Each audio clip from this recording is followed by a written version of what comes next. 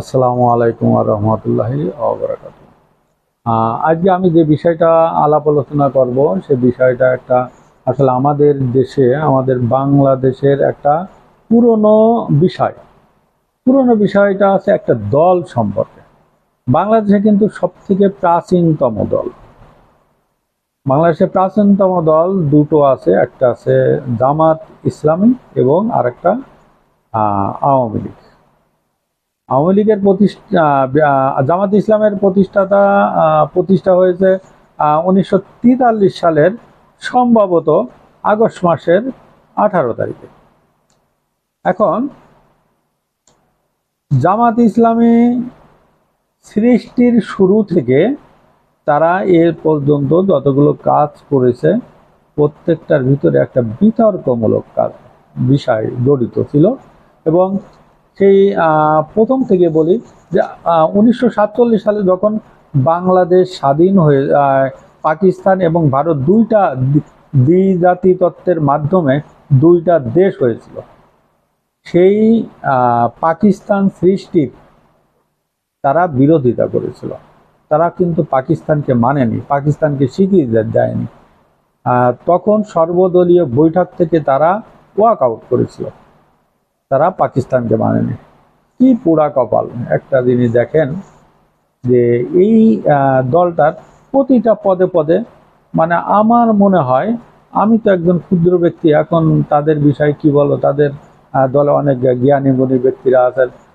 তারা পাকিস্তান আমলে দুইবার তারা নিষিদ্ধ হয়েছিল। হয়তো তাদের সেই রকমের নেগেটিভ কাজকর্ম ছিল, যার কারণে আবার তারা এই 1971 সালের স্বাধীনতা যুদ্ধের বিষয়ে তারা দ্বিমত পোষণ করেছে এবং স্বাধীনতা যুদ্ধের বিরোধিতা করেছে। এই দেশে 30 লক্ষ মানুষ শহীদ হয়েছে, 2 লক্ষ মা বোনের ইজ্জত নিছে এবং এইটাকে তারা অস্বীকার করে। বাংলাদেশের স্বাধীনতা যুদ্ধকে অস্বীকার করে, সম্পূর্ণ তারা বিরোধিতা করেছিল। আজ তারপরে তাদের বিষয় 1975 সালে যে বঙ্গবন্ধুর হত্যাকাণ্ডটা হয়েছিল, তার পুরা ফ্যামিলি, সেখানেও তারা আওয়ামী লীগ তাদেরকে পরোক্ষভাবে তাদেরকে কিছুটা দোষী করে। তারা জড়িত ছিল কি ছিল না এটা তো আমি আসলে বলতে পারবো না, এটা আওয়ামী লীগের ভাষ্য মতে আমি কথাটা বলছি।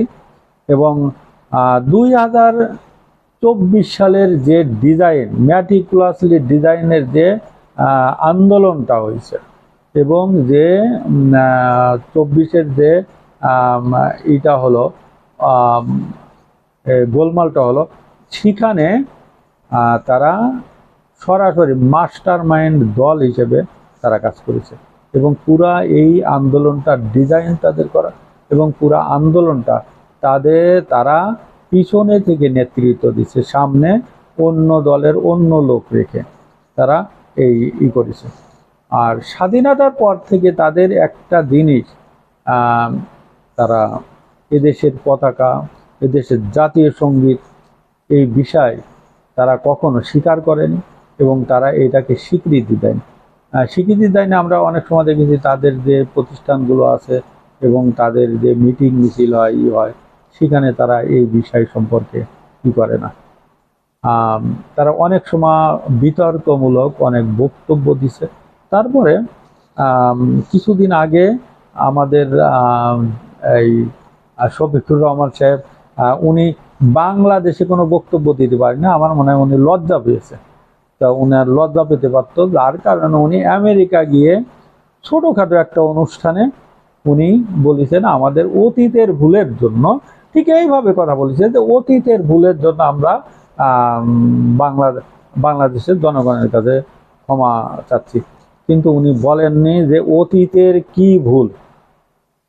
একটা মানুষের কিন্তু অনেক ভুল থাকে, একটা দলের কিন্তু অনেক ভুল থাকে, একটা সম্প্রদায়ের অনেক ভুল থাকে, একটা গোষ্ঠীর অনেক ভুল থাকে, কিন্তু উনি বলেছেন অতীতের ভুলের জন্য।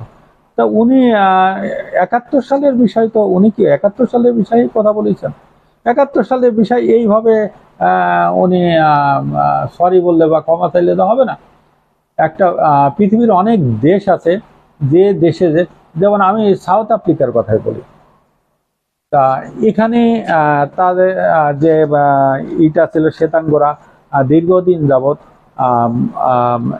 কালো মানুষদের উপর যে অত্যাচারটা করেছে সেখানে, এবং আরো কয়েকটা দেশ আছে যে দেশগুলোর নাম আমার এখনো মনে আসছে না, তারা এটা আগে প্রেসিডিয়াম বৈঠক, অবশ্য তাদের কোনো প্রেসিডিয়াম নেই, তাদের শুরা সদস্য আছে। তাদের উচিত ছিল শুরা সদস্যদের ডেকে সেখানে একটা রেজুলেশনের মাধ্যমে একটা মিটিং ডেকে সেটাকে পাশ করায় তারপরে জাতির কাছে, দলের একজন মুখপাত্র জাতির কাছে ক্ষমা চাইবে, আমরা 71 সালে এই ধরনের কাজ করেছি, এই কাজগুলোর জন্য আমরা ক্ষমা চাচ্ছি। উনি আমেরিকায় গিয়ে যে বক্তব্যটা দিয়েছেন এটা একটা অসম্পূর্ণ বক্তব্য এবং অস্পষ্ট বক্তব্য, স্পষ্ট করে কিছু বলেননি। কারণ অতীতের কি ভুল এবং সে ভুলের ভিতরে কোন ধরনের ভুল ছিল, কি ভুল ছিল সেটা উল্লেখ করে বলবে যে আমরা এইটা 71 এইটা করেছি, এইটার জন্য আমরা ক্ষমা চাচ্ছি। যাই হোক, আজকে আর সামনে বাড়াবো না। এখন জামাত ইসলামীকে বলবো যে আপনারা এইভাবে নিজেদের দলের ভিতরে একটা আলাপ আলোচনা করে আপনার আনুষ্ঠানিকভাবে জাতির কাছে, বাঙালি জাতির কাছে, বাংলাদেশের জনগণের কাছে আপনারা এই বিষয়ে ভুল স্বীকার করেন বা ক্ষমা চান। আসসালামু আলাইকুম ওয়া রাহমাতুল্লাহি।